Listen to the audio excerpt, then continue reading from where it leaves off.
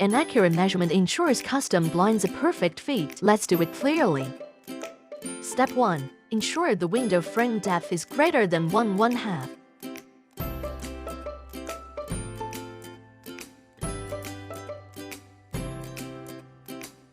Step 2. Measure W1, W2, C1, C2,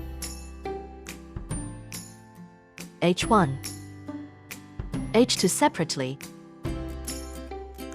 Step 3. Confirm that C1 equals to C2 and H1 equals to H2.